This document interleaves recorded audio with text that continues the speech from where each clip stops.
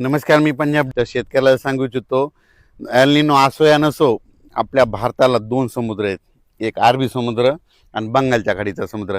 अरबी समुद्रातून जरी नाही पाऊस आला, बंगालच्या खाडीमधून पाऊस येणार आणि शेतकऱ्याची पेरणी होणार.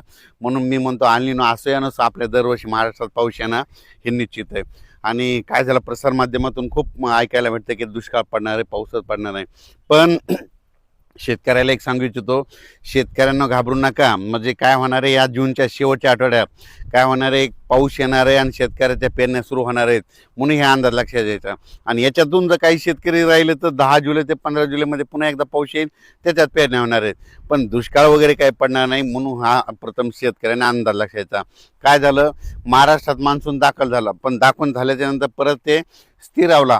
पण ही परिस्थिती, वारं सुटण्याची परिस्थिती दरवर्षी कधी असते, पाऊस पडल्याच्या नंतर पुढच्या महिन्यात असते. पण यावर्षी काय झालं, सुरुवातीला आल्यामुळं हे शेतकऱ्याला असं वाटतं की यावर्षी पाऊस पडणार नाही.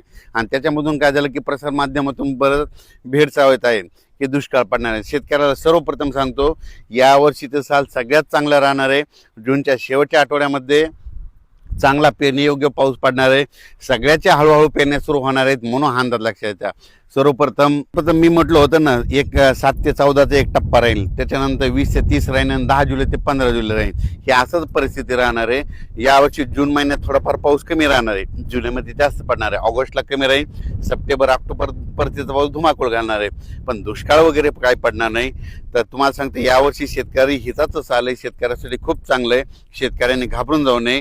आता हे म्हणजे काय होणार, पाऊस कसा येणार आहे, पावसाला सुरुवात काय होणार आहे, 18 जूनच्या नंतर विदर्भाकडून बऱ्याच ठिकाणाहून पूर्व विदर्भाकडून सुरुवात होणार आहे. 18-19च्या दरम्यान पूर्व विदर्भाकडून ते पाऊस मराठवाड्यापर्यंत येईल.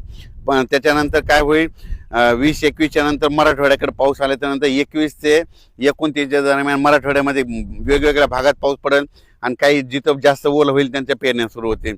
विदर्भात देखील काय होईल, 18-19 पासून तिकडे पाऊस सुरुवात होईल.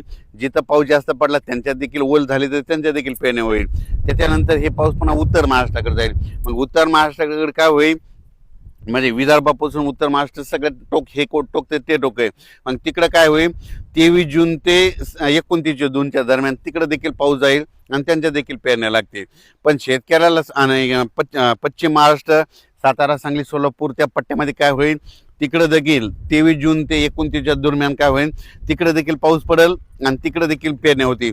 पण शेतकऱ्याला सांगू इच्छितो की दुष्काळ वगैरे काय पडणार नाही. तुम्ही मनातली भीती बाळगू नका. कारण की बऱ्याच तुम्हाला दररोज मोबाईल उघडला की तुम्हाला दुष्काळ आणि ते एल निनोच दिसायलंय. शेतकऱ्यांना हे दरवर्षी काय असतं, हे जे असं वारं आहे ना, कधी कधी पाऊस पडल्याच्या नंतर असं आहे 10 दिवस इतकं वारं येतच असतं. तर तुम्हाला सांगू इच्छितो, 19 तारखेच्या नंतर, 19 जूनच्या नंतर राज्यामध्ये हे उन्हाचा पारा देखील ते कमी होणार आहे. म्हणून हे देखील सर्व शेतकऱ्यांना लक्षात द्या. 20 तारखेपासून उन्हाची तीव्रता कमी होईल, ढगाळ वातावरण यायला सुरुवात होईल, म्हणून हे देखील सर्व शेतकऱ्यांना लक्षात द्यायचं. पण राज्यात मात्र जूनच्या शेवटच्या आठवड्यात चांगला पेरणीयोग्य पाऊस होईल, वेगवेगळ्या भागात पडेल. पण शेतकऱ्याला वाटतं की सगळीकडे पहिलेच दिवस येणार, सगळीकडे नाही पडणार. काय होणार, दररोज वेगवेगळ्या भागात पाऊस पडेल आणि दाखल होईल, म्हणून हे लक्षात घ्यायचं. मान्सूनचा पाऊस सगळीकडे एकदा जात नसतो, दररोज काय होतं, वेगवेगळ्या भागात दाखल होतो. जिथं जास्त ओलं ते शेतकऱ्याच्या पेरण्या होतात, म्हणून ही सर्व शेतकऱ्यांनी लक्षात घ्यायचं. शेतकऱ्याला सांगू इच्छितो की 20 जून ते 30 जून दरम्यान ज्या ज्या भागात पाऊस पडेल, तिथं चांगलं पडेल, तिथं देखील पेरण्या होत्या. आणि दरवर्षी शेतकऱ्यांनी लक्षात घ्या, मी पहिल्यापासून म्हणलो होतो की 2026ला थोडाफार पाऊस कमी होईल, पण परतीचा पाऊस जास्त होणार. म्हणजे काय होतं, दर 2 वर्षानंतर 1 वर्ष पाऊस कमी होणार, हे म्हणून लक्षात यायचं. आता हे 2026ला कमी होईल तर 27-28 परत खूप होईल आणि पुन्हा 29ला आज जशी परिस्थिती झाली तशी 29ला देखील परत परिस्थिती होती. म्हणजे 2 वर्ष जास्त पाऊस पडणार, 1 वर्ष कमी होणार, हे असं चक्कर चालू राहणार. पण काय झालं की प्रसारमाध्यमातून शेतकऱ्याला त्या एल निनोची खूप भीती घातली. तर मला सांगतो शेतकऱ्यांनो, हे पुन्हा नंतर हे सगळे बातम्या बदलणार आहेत. बघा तुम्ही, पाऊस सुरू झाल्याच्या नंतर सगळे बातम्या बदलते. म्हणून माणसानं, माझं म्हणणं नाही, एक तर ठामच राहिलं पाहिजे, एक तर येणार का नाही येणार. मग ते म्हणतात की एल निनो, मला म्हणतात की एक तर म्हणते अतिवृष्टी होणार नसा. तुम्हाला एल निनो आहे ना, तर एकच कोणतं सांगायचं, एक तर दुष्काळ पडेल का नाही, पाऊस पडेल.